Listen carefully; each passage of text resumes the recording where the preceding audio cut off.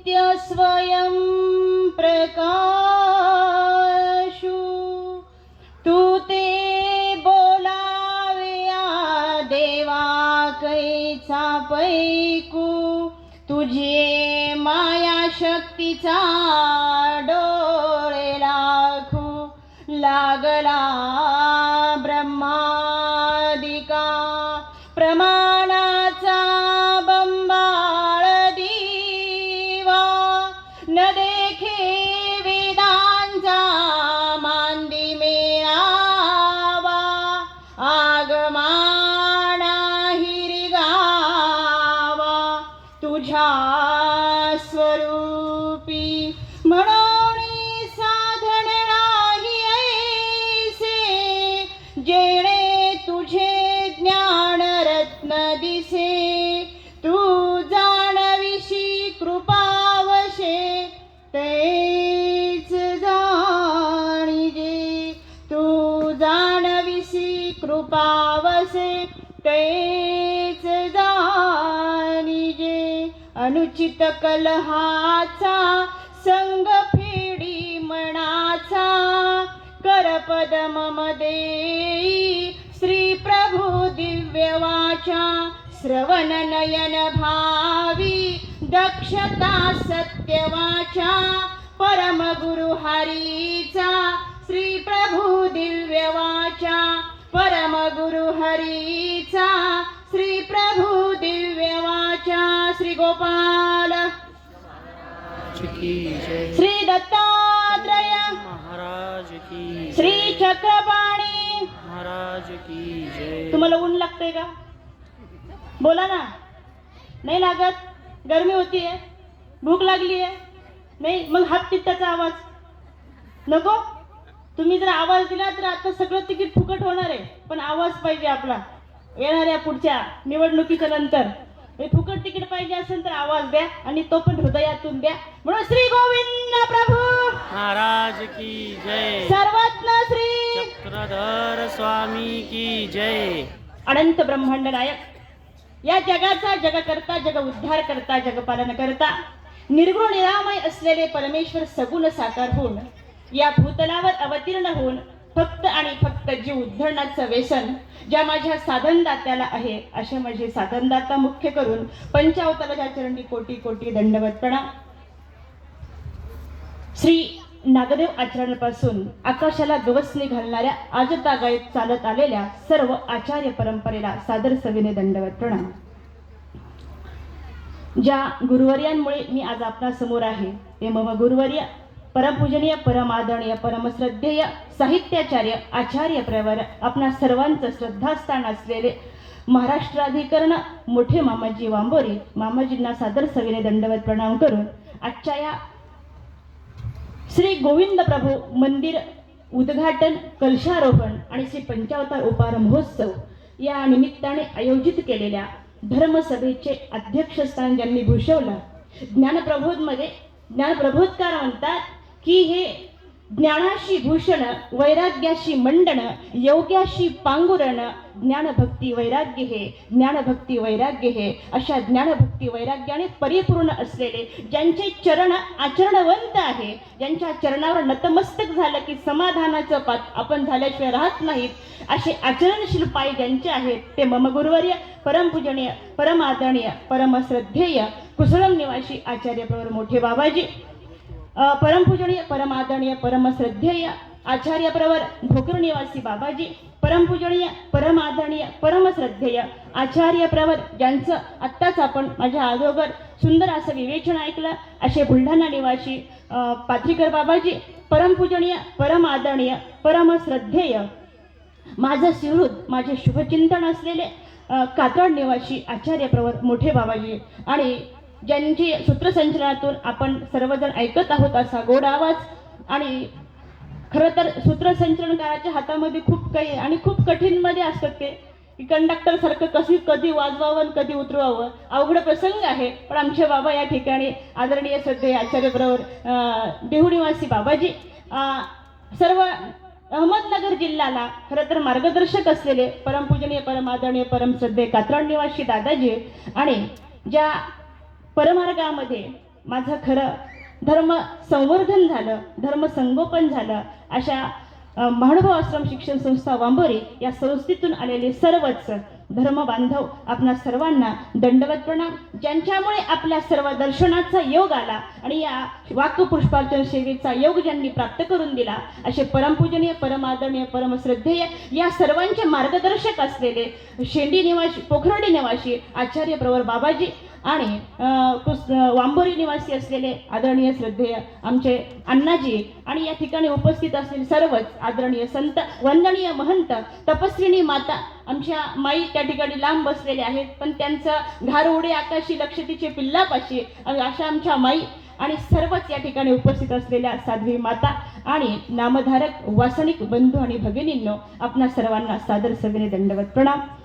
खरं तर ज्या वेळेस राशनाची वेळ झालेली असते त्यावेळेस भाषण गोड लागत नाही.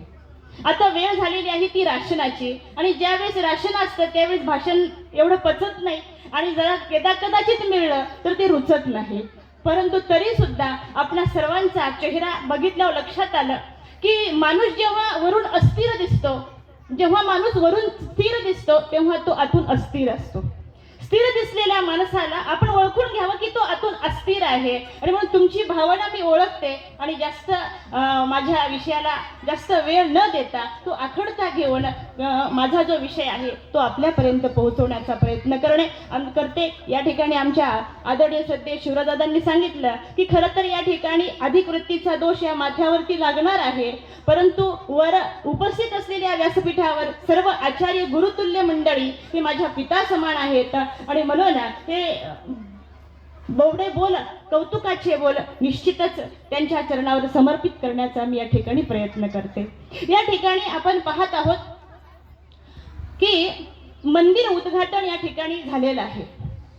ज्ञानप्रबोधमध्ये ज्ञानप्रबोधकारांनी मंदिराची व्याख्या करताना अतिशय सुंदर पद्धतीने त्यांनी सांगितलं की मंदिर म्हणावं कशाला. आणि म्हणून ते एका ओवीमध्ये म्हणतात की तरी शोधोणी ज्ञान गाडोरा, वैराग्य प्रसादू अवधारा, निर्वाळीला योग गाभारा, मूर्तिलिंगालागी. मंदिर म्हणायचं कशाला? ते म्हणतात तरी शोधोणी ज्ञान गाडोरा. ज्ञान हा खरा पाया असतो. आपला देह हे एक मंदिर आहे. या मंदिराला खऱ्या अर्थाने त्या मंदिरापर्यंत नेण्यासाठी आपला पाया कधी कुठे शोधायचा असतो? तरी शोधोणी ज्ञान गाडोरा. ज्ञान हा खरा पाया असतो आणि म्हणून तरी शोधोणी ज्ञान गाडोरा, वैराग्य प्रसादू अवधारा. खऱ्या अर्थाने या ज्ञानरूपी जेव्हा पाया पक्का होतो आणि पाया पक्का झाल्यानंतर प्रसाद म्हणजे मंदिर आहे. तुम्ही अनेक ठिकाणी अनेक मंदिरे आपण बघतो की नाही? महाराष्ट्रामध्ये वावरत असताना आपण अनेक मंदिरं बघितलेली आहेत. आणि मग तिथे ध्यान मंदिर आहे, योग मंदिर आहे, साधना मंदिर आहे, प्रार्थना मंदिर आहे. ध्यान मंदिरामध्ये ध्यान साधना साधल्या जाते. योग मंदिरामध्ये त्या ठिकाणी योगा करून आपल्या शरीराची दष्टता पुष्टता केल्या जाते. तर प्रार्थना मंदिरामध्ये भगवंताशी एकरूप होण्याची प्रार्थना साधल्या जाते. आणि म्हणून ही खऱ्या अर्थाने अनेक मंदिरे आपण बघितलेली आहे. पण मंदिर कशाला म्हणावं? तरी शोधोणी ज्ञान गाडोरा, वैराग्य प्रसादू अवधारा. प्रसाद म्हणजे मंदिर आहे. जे मंदिर आपल्या ज्ञानाचा पाया पक्का करतं, जे मंदिर आपल्या वैराग्याचं खऱ्या अर्थाने आश्रयस्थान होतं, जे मंदिर आपल्या भावभक्ती श्रद्धा परिपूर्ण करतं त्याला मंदिर बोलल्या जातं. म्हणून तरी शोधोणी ज्ञान गाडोरा, वैराग्य प्रसादू अवधारा, निर्वाळीला योग गाभारा. गाभारा तयार झालेला आहे, पण त्या गाभाऱ्यामध्ये बसवायचंय काय? आता ज्ञानाचा खऱ्या अर्थाने पाया पक्का झाला, वैराग्याने भिंती पूर्ण बांधल्या गेलेल्या आहेत. आता वैराग्य आणि ज्ञानाच्या खऱ्या अर्थाने संपूर्णता झाली. आता गाभारा तयार झाला. या गाभाऱ्यामध्ये बसवायचं काय आहे? निर्वाळीला योग गाभारा, मूर्तिलिंगालागी. या देहरूपी मंदिरामध्ये, या देहरूपी हृदयाच्या सिंहासनावरती, या योग गाभाऱ्यामध्ये हा गाभारा तयार कोणासाठी केलेला आहे? मूर्तिलिंगालागी. साधनदाता परब्रह्म परमेश्वर राऊळमाय राऊळ बाप श्री प्रभू बाबा खऱ्या अर्थाने या योग गाभाऱ्यामध्ये आपल्याला अधिष्ठित करायचे आहे, अधिष्ठापना त्यांची करायची आहे. आणि निश्चितच आपण त्या परमेश्वराला साथ घातली, हाक घातली तर तो परमेश्वर हृदयस्थ झाल्याशिवाय राहत नाही. पण त्यासाठी आपल्याला निर्वाळीला योग गाभारा, हा गाभारा खऱ्या अर्थाने ज्ञानभक्तीने परिपूर्ण करावा लागतो. पुढे ते सांगतात की एवढ्यावरच थांबायचं का? नाही, मंदिर अपूर्ण राहिलं रे. मंदिर अपूर्ण आहे कारण मंदिराला कळसाची गरज आहे. मंदिर अपूर्ण आहे. ज्ञानभक्ती वैराग्याने मंदिर पूर्ण नाही होणार. मग काय करावं लागेल त्याला? आता भक्ती सुवर्ण कळसी, क्षणोनी भावरत्ने सरीसी, वरी वावणी श्रीमूर्तीशी अंतु प्रतिष्ठा करू. काय करावं लागेल म्हणाले? सुद्धा एवढं चालणार आहे का की ज्ञानाने पाया पक्का केला, वैराग्याने भिंती परिपूर्ण केल्या, विकार विकल्प जिंकल्या गेला, परंतु एवढ्याने चालेल का या देहरूपी मंदिराला? नाही. आता भक्ती सुवर्ण कळशी, या मंदिराला खऱ्या अर्थाने कळस कशाचा हवा आहे? तो भक्तीचा कळस हवा आहे. खरा तर त्यावेळेस तो सुवर्ण कळस इतका सुंदर दिसेल की ज्या वेळेस या भावभक्तीवरती खऱ्या अर्थाने सुवर्णाचा कळस, भावभक्ती म्हणजेच आपला कळस आहे. प्रत्येक माणसाची ओळख कशाने होते? आपण जगामध्ये वावरत असताना पाहतो, एखाद्या बस स्टँड वरती आपण गेलो, एखाद्या भावभक्तीने श्रद्धेने परिपूर्ण असलेला यजमान समोरून आले आणि यजमानाने तुम्हाला ज्यावेळेस दंडवत आम्हाला करेल त्यावेळेस कळेल की याच्याकडे भाव आहे, त्यावेळेस समजेल आपल्याला याच्याकडे भक्ती आहे. आणि म्हणून आता भक्ती सुवर्ण कळसी, क्षणोणी भावरत्ने सरीशी, वरी वावणी श्रीमूर्तीशी. अशा प्रकारे भावभक्ती श्रद्धेने परिपूर्ण झालेली माणसं खऱ्या अर्थाने या प्राणप्रतिष्ठा आपल्याला भगवंताची या हृदयामध्ये करायची आहे, या मूर्तीमध्ये आपल्याला करता आली पाहिजे. मग मंदिर कशासाठी? प्रत्येक गावामध्ये, प्रत्येक गल्लीमध्ये अनेक मंदिर आहेत. मंदिर काय करतं आपल्याला? मंदिर देतं काय आपल्याला? मंदिराची आवश्यकता कशासाठी आहे? कळलं का? विचार करण्यासारखं आहे. आजची तारीख जी आहे ना, अतिशय सुंदर तारीख आहे. आज आपल्या सर्वांना माहित आहे 1 मे हा महाराष्ट्र दिन आहे. आणि अशा 1 मे महाराष्ट्र दिनाच्या दिवशी म्हणजे आमच्या देवाने सांगितलं आम्हाला की कर्मभूमीमध्ये महाराष्ट्र पवित्र आहे. महाराष्ट्रामध्ये, या जगामध्ये, या सृष्टीमध्ये कर्मभूमी पवित्र, या कर्मभूमीमध्ये महाराष्ट्र पवित्र आणि या महाराष्ट्रामध्ये आमचं गंगा तीर पवित्र आहे. आमच्या देवाने ही गोष्ट सांगून टाकली की हा गंगा तीर याला तुम्हाला राहायला सांगितलं. आज महाराष्ट्र दिन आहे. आमच्या स्वामींना महाराष्ट्राचा फार मोठा अभिमान आहे. म्हणून आमच्या स्वामींनी सांगितलं तुम्ही महाराष्ट्रात राहा. आणि म्हणून आमच्या चिंतनजनक बाबांनी आपल्या काव्यामध्ये सुंदर वर्णन केलं या महाराष्ट्राचं. ते म्हणतात की हे प्रभू, तू गुजरात मध्ये जन्माला आलास पण तुझा प्रवास मात्र महाराष्ट्रात आहे. तू असेल गुजरात मधला पण प्रवास महाराष्ट्रात केला. कशासाठी केला? महाराष्ट्र येऊन त्यांनी प्रेताचे जगजीने केले. महाराष्ट्र येऊन त्यांनी प्रेताचे जगजीने केले. अक्षरांचा आत्मा देऊन खरा धर्म सांगून गेले. अक्षरांचा आत्मा देऊन खरा धर्म सांगून गेले. असं विश्वहित करणाऱ्याचं श्री चक्रधर नाव होतं. तुम्ही का रे मरून गेलात? जगणाऱ्यांना पुसत होतं. तुम्ही का रे मरून गेलात? जगणाऱ्यांना पुसत होतं. सांगायचं तात्पर्य की महाराष्ट्र, भाष्यकार त्याला म्हणतात की महंत राष्ट्र म्हणून महाराष्ट्र आहे. या महाराष्ट्राने आम्हाला काय दिलेलं आहे? आणि म्हणून आजची जी तारीख आहे, जी श्री गोविंद प्रभू बाबा मंदिर उद्घाटनाची, दोन्ही अवतार महत्वाचे आहेत आपल्यासाठी. आणि म्हणून आमच्या पंचकृष्णापैकी रावळमाई आणि रावळ बापाचं प्रेम जर कुणी दिलं असेल ना आपल्याला, तर ज्यांच्याकडे कर्तृत्वयुक्त पिता म्हणून आपण बघतो आणि ज्यांच्याकडे वत्सल रूपी स्नेहाने आपण बघतो ती आपली माता असते. आणि कर्तृत्वयुक्त प्रेम आपल्यामध्ये करतात ते आपले पिता असतात. पण त्याही पलीकडे अपार कोटीचं प्रेम ज्यांनी जे कोणी आपल्यावरती केलं असेल तर ते फक्त रावळमाई आणि रावळ बाप. म्हणून रावळमाई रावळ बापांना आपणच नाही तर संपूर्ण वऱ्हाड प्रांत त्या ठिकाणी आमच्या श्रीप्रभू बाबांना रावळमाई आणि रावळ बाप या नावाने आळवत होता. कवीने आपल्या काव्यामध्ये सुंदर वर्णन केलं चिंतन बाबाने. ते म्हणतात की 2 देवाच्या भेटी होतात आणि 2 देवाच्या भेटीमध्ये खऱ्या अर्थाने कोणी कोणाला काय दिलं समजलंच नाही. कोण कुणाला काय देत होतो हे आजही आपल्याला कळालं नाही. म्हणून ते म्हणतात की राऊळची माय माझे राऊळची बाप, राऊळची माय माझ्या देवाचं शास्त्र त्याला लागेना तंतर सांगे जीवनाच्या गोष्टी देवदेवाचा मास्तर राऊळची माय माझे राऊळची बाप. आणि म्हणून हा राऊळ माय राऊळ बाप आपल्या हृदयाच्या सिंहासनावर अधिष्ठित व्हावा त्यासाठी मंदिराची गरज आहे. या देहरूपी मंदिराला खऱ्या अर्थाने अशा मंदिरात जाण्यासाठी प्रत्येक गावात प्रत्येक गल्लीमध्ये आपल्याला मंदिराची गरज आहे. अनेक वक्त्यांनी आपल्याला सांगितलं, आपण विचार ऐकले की मंदिर म्हणजे मनाला धीर देण्याचं ठिकाण आहे. मंदिर करतं काय? आपल्याला सुख दुःखाच्या भावना सांगण्याचं एकमेव ठिकाण म्हणजे मंदिर आहे. छोट्या मुलांसाठी संस्कार केंद्र म्हणजे मंदिर आहे. त्या ठिकाणी अनेक मुलांवरती संस्कार करत होतात, ते मंदिर आहे.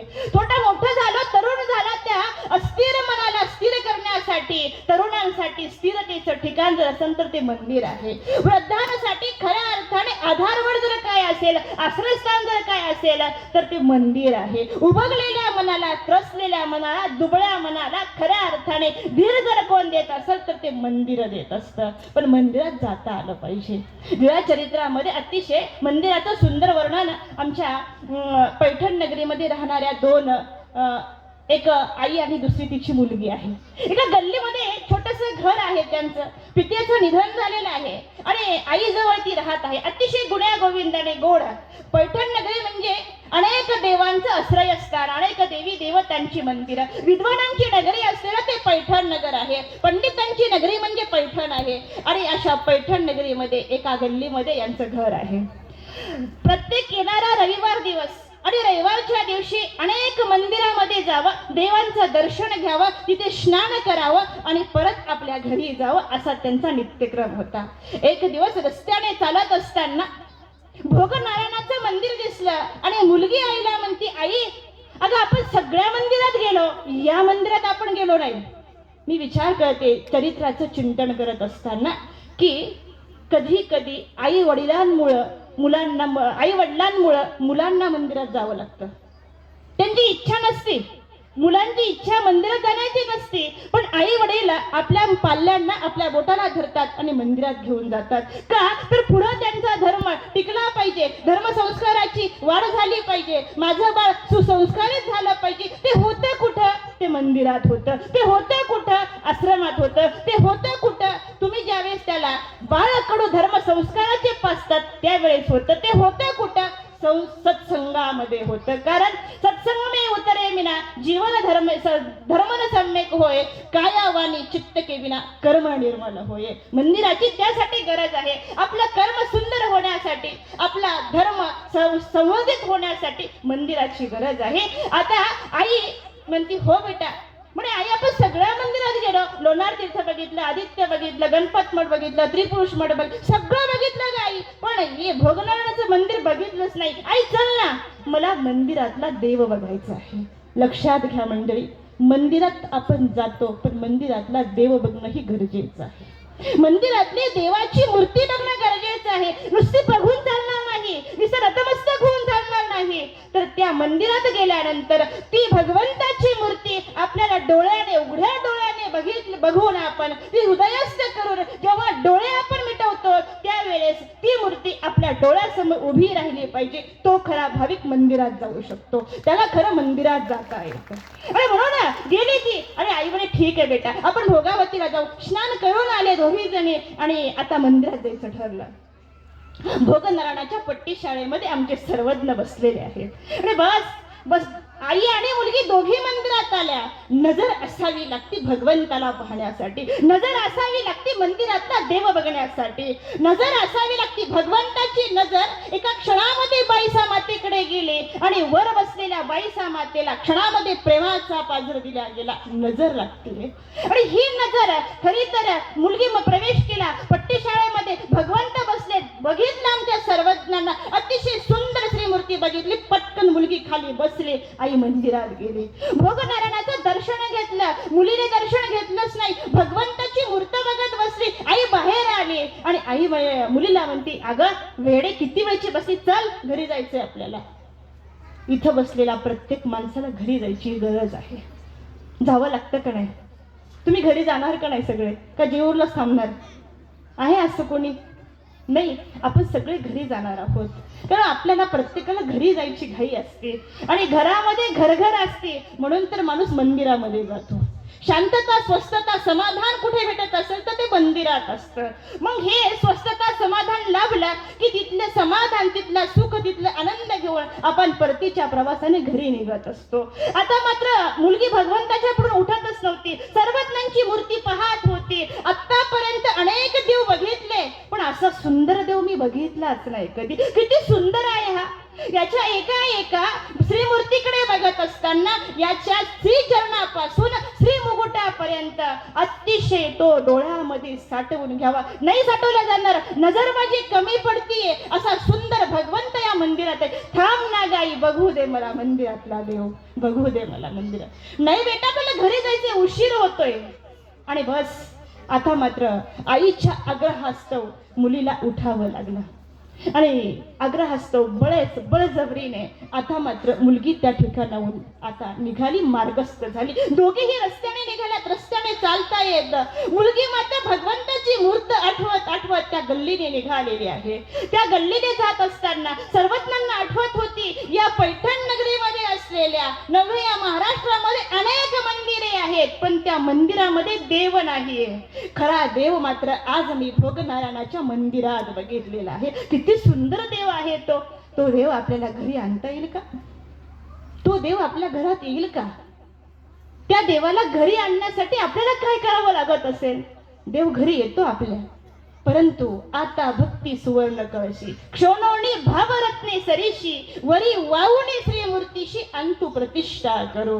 आपली भक्तीचा कळस जर उंच टोकावर ते कळसा इतका गाठला गेला ना आणि त्याच्यावरती भावाचं रत्न जर बसवल्या गेलं, तिकलग त्या ठिकाणी बसवल्या गेले, तर खऱ्या अर्थाने भगवंत घरी आल्याशिवाय राहत नाही. भगवंत श्रीमंताच्या घरी जातो का? नाही, तो गरिबाच्या घरी सुद्धा जातो, पण भक्त तसा असावा लागतो. भक्ताची भक्ती तशी असावी लागते, भक्ताची श्रद्धा तशी असावी लागते, भक्ताची भावना तशी असावी लागते. निश्चित भगवंत घरी आल्याशिवाय आठवण करत होती, चिंतन करत होती. श्रीमंत घरी गेले आणि घरी जाता क्षणीच मुलीला आता भरभरून ताप आलेला आहे. अतिशय अंग ज्वराने तडफड करत आहे. आई आहे ती, मातृत्व आहे, त्या मातेचं स्नेह आहे, वात्सल्य आहे आणि ती माता आता त्या आपल्या बाळासाठी धावपळ करू लागली. कुठला काढा आणू, कुठला वैद्य बोलावू, कुठली जडीबुटी देऊ जेणेकरून माझा बाळाचा ताप कमी होईल. आता मात्र विचार करत होती, धावाधावी करत होती, क्षणामध्ये इकडे तिकडे जात होती आणि विचार करत असताना ताप कुठल्याच औषधाने, कुठल्याच वैद्याने, कुठल्या जडीबुटीने, कुठल्याच काड्याने ताप कमी होत नव्हता. आता करावं काय? क्षणभर ती माता विस्कळीत झाली तिचं मन आणि बस आता डोळ्यातून अश्रूंच्या धारा वाहू लागल्या. तडफडत असलेलं बाळ मात्र पाहू शकत नव्हती. आईच्या वेदना आहेत, त्या मातृत्व वेदना आहेत, त्या व्यथा कधी कोणाला समजत नाहीत, त्या फक्त मातेलाच माहित आहे. म्हणून देवाने आमच्या सर्वज्ञांनी सांगितलं की बस या जगामध्ये दोनच व्यक्ती तुमचे दोष सामावून घेतात, एक परमेश्वर आणि दुसरी तुमची आई. फक्त ही माता आहे आणि ही माता आता धावाधावी करत असताना ती मुलीला म्हणते, बेटा कशाने तुझा ज्वर कमी होईल सांगशील का मला? त्यावेळेस ती मुलगी म्हणते, आई याच्यावर एकच उपाय आहे ग, सांग ना बेटा, पटकन सांग कोणता उपाय आहे? मी तुझ्यासाठी काहीही करायला तयार आहे. हो, एकच उपाय आहे, सांग पटकन काय उपाय आहे? अगं आई, भोगनारायणाच्या मंदिराच्या पट्टी शाळेमध्ये जे सर्वज्ञ बसलेले होते, जे स्वामी बसलेले होते, त्यांना बोलावून जर माझ्यापर्यंत आणशील ना तर निश्चितच हा ताप कायमचा निघून जाईल. आई करशील का ग एवढं काम तू? बस आईने कानावरती शब्द पडले आणि क्षणात ती माता धावत निघाली, भोगनारायणाच्या मंदिराकडे धावत निघालेली आहे. तेव्हा आपल्याला आपल्या भगवंताला हृदयस्थ करायचं असेल तर निश्चितच मायाधुवा व्हावं लागणार आहे.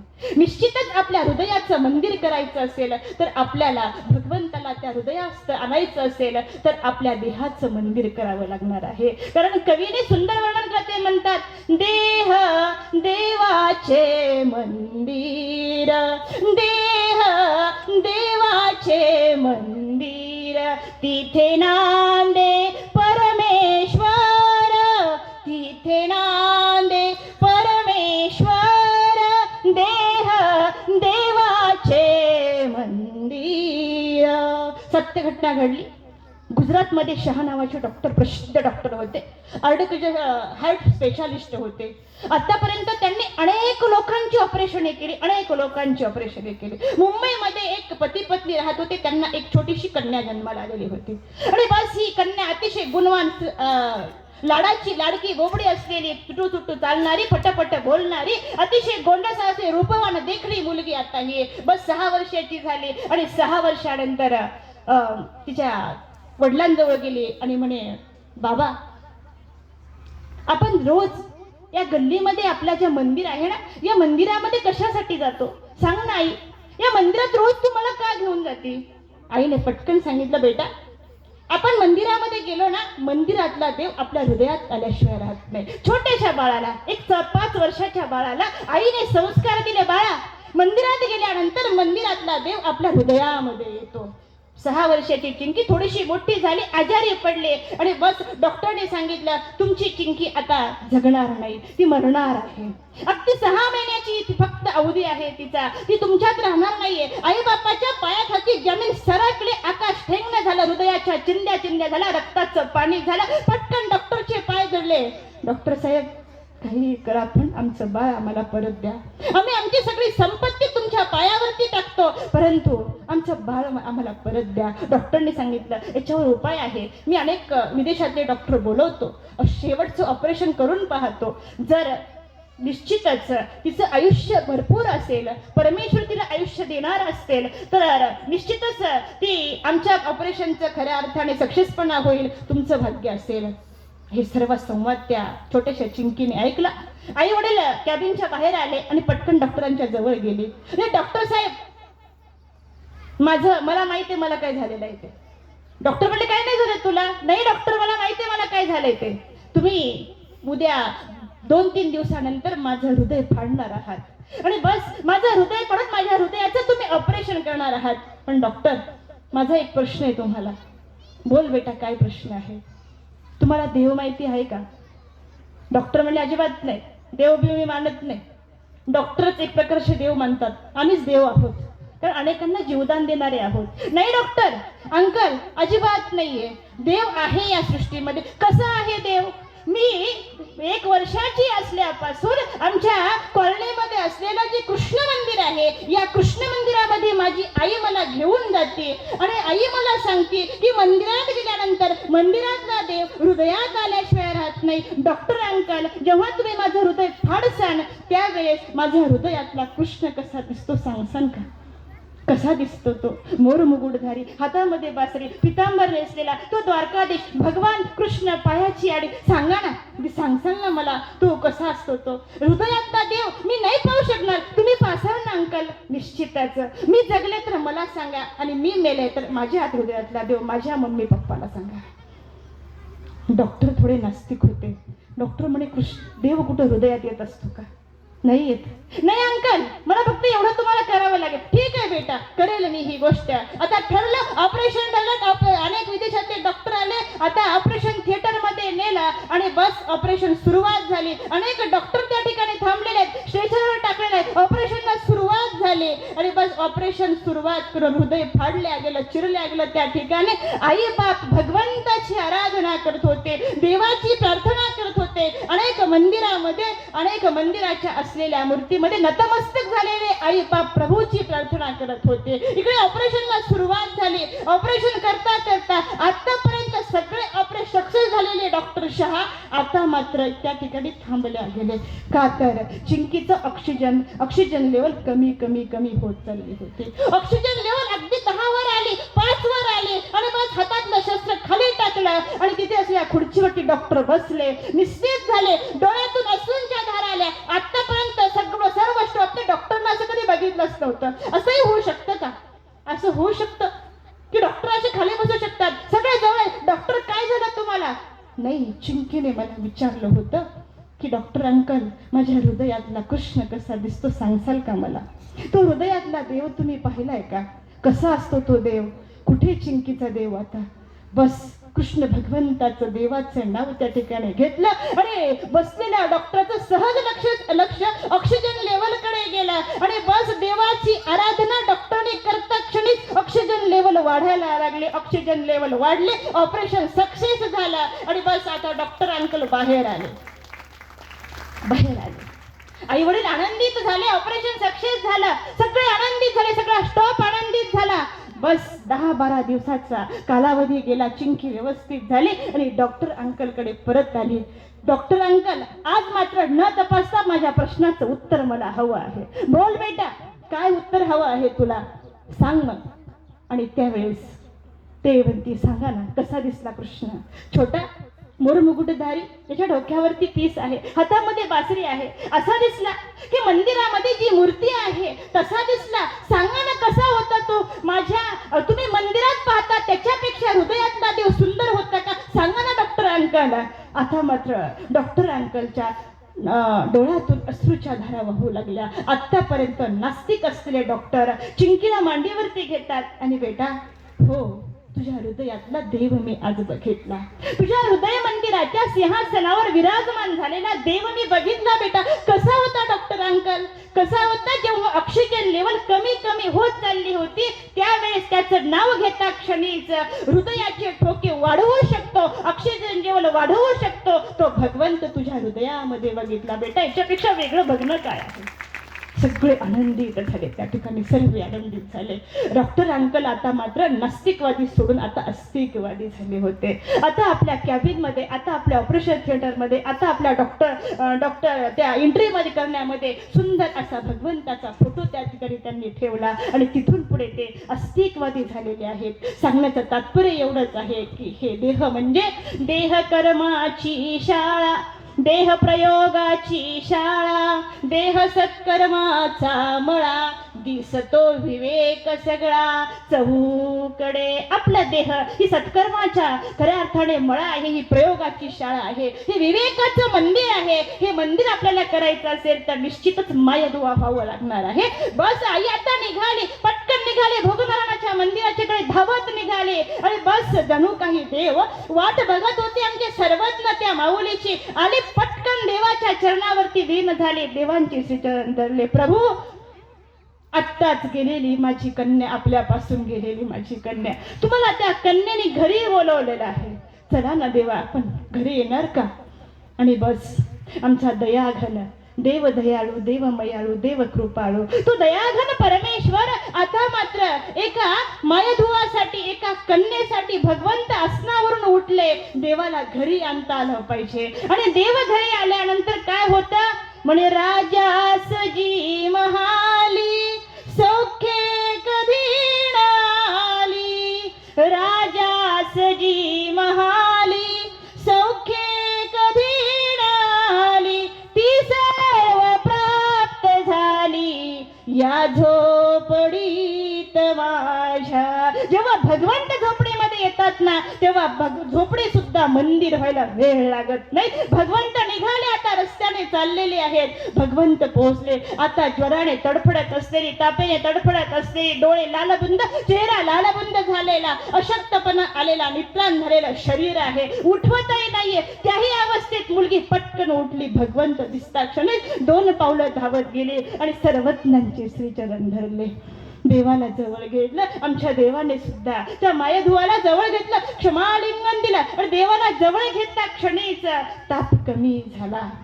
आपण खरं तर आपल्याला तापातून मुक्त व्हायचं असेल तर, त्रयतापातून मुक्त व्हायचं असेल, संसार तापातून मुक्त व्हायचं असेल तर मंदिरात आल्याशिवाय ही मुक्तता आपली कधीच होऊ शकत नाही. याचं प्रात्यक्षिक उदाहरण म्हणजे आमच्या मायाधुवा आहेत. बस ताप कमी झाला. आता आईला म्हणते, अगं आई, तुला जे जे बनवता येतं ना, सुंदर सुंदर पदार्थ, निश्चितच तू करशील ना? आई म्हणे, हो बेटा करते. आणि बस देवाला प्रार्थना केली, प्रभू आज तुम्हाला माझ्या घरी मर्दना करायची, आज प्रभू तुम्हाला माझ्या घरी मादणे करायचं, आज प्रभू तुम्ही माझ्या घरी आरोगणा करायची आहे. हा जगाचा जगनियंता, हा अनंत ब्रह्मांडाचा नायक आता मायाधुवाच्या घरी मर्दना, मादणे आणि त्या ठिकाणी पूजा, आरोगणा स्वीकार केली. आणि आमचे स्वामी त्या ठिकाणी सांगतात, बाई असा वेध प्रत्येक जीवाला झाला पाहिजे. असा वेद होण्यासाठी प्रत्येक जीव सत्संगामध्ये आला पाहिजे. असा वेद होण्यासाठी प्रत्येक जीव अशा संतांच्या जवळ आला पाहिजे. असा वेद होण्यासाठी प्रत्येक जीव हा होणाऱ्या आश्रम स्थापनेमध्ये जिथे ज्ञानार्जन चालू आहे तिथे तो गेला पाहिजे. असा वेद होण्यासाठी आत्ता बाबांनी सांगितलं शिबिर, अशा शिबिरामध्ये तो गेला पाहिजे. असा वेद होण्यासाठी अनेक महानुभाव पंथामध्ये पदयात्रा निघतात, त्या पदयात्रेमध्ये तो गेला पाहिजे. असा वेद होण्यासाठी खऱ्या अर्थाने श्री गोविंद प्रभू बाबांचं मंदिर ज्या जागी उपस्थित झालेलं आहे, ज्या ठिकाणी अधिष्ठित झालेलं आहे, आणि खऱ्या अर्थाने या मंदिरामध्ये आल्यानंतर एक प्रसन्नता आहे. तुम्ही गेल्यानंतर बघा, नतमस्तक व्हा. डोकं ठेवता क्षणीच ज्या वेळेस तुम्ही नतमस्तक होसाल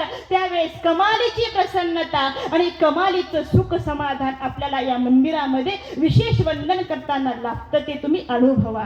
हे कधी प्राप्त होतं आपल्याला? जेव्हा आपण आपल्या देहाचं मंदिर करू त्यावेळेस. आमचे स्वामी सांगतात, भाई असा वेद आहे. मासुळी असते ना, आपल्या सगळ्यांना माहिती आहे, जी पाण्याशिवाय जगू शकत नाही. ती मासळी आपल्या पिल्लांना जन्म देत देत पाण्यामध्ये जन्म देत देत निघून जाते. बस जन्म दिला आणि माघारी वळून फक्त बघते. विज्ञानाच्याही अगोदर 800 वर्षापूर्वी आमच्या देवाने शोध लागला की स्तनपान न करता सुद्धा फक्त दृष्टीने बाळाची वाढ होऊ शकते.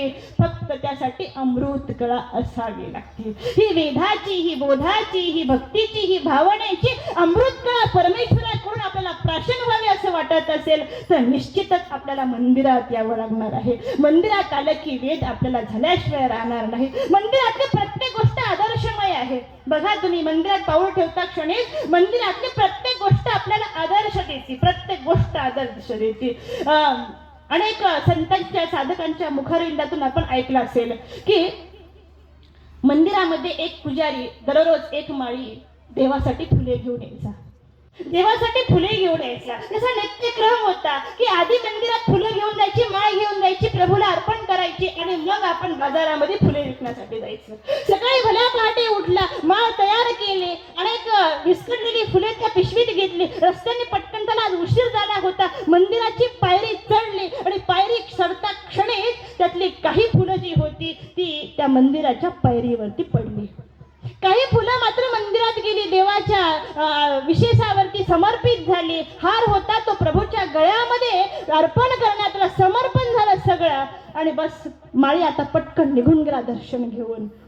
मात्र त्या ठिकाणी त्या चरणावर, त्या पायरीवरती पडलेलं फूल मात्र त्या ठिकाणी आता मंदिराच्या गळ्यातल्या हारातल्या फुलाशी संवाद करू लागलं, संवाद साधत होतं. पायरीवरती पडलेलं फूल आता व्यथा सांगत होतं. त्याला वेदना होऊ लागल्या, त्याला कष्ट होऊ लागले, त्याला दुःख वाटू लागलं आणि ती वेदना, ते दुःख, ते कष्ट आता तो सर्वज्ञांच्या त्या मूर्तीच्या गळ्यामध्ये असलेल्या फुलाला ते म्हणतं की करे तू माझ्यापेक्षा भाग्यवान आहेस. म्हणे कसा? खरंच तू प्रभूच्या गळ्यापर्यंत पोहोचलास. किती सुंदर दिसते ना तू, गळ्यामध्ये प्रभूच्या पडल्यानंतर मूर्ती किती सुंदर दिसते. माझ्यापेक्षा तू किती भाग्यवान आहे, तू गळ्यामध्ये गेलास. ते म्हटलं नाही, तू काही कमी भाग्यवान आहेस का? अरे मंदिरामध्ये येणारा प्रत्येक भाविक आधी पायरीपर्यंतच येतो ना. पायरीत पशी आल्याशिवाय मंदिरात प्रवेश करता येत नाही. आधी पायरी महत्वाची, मग कळस आहे.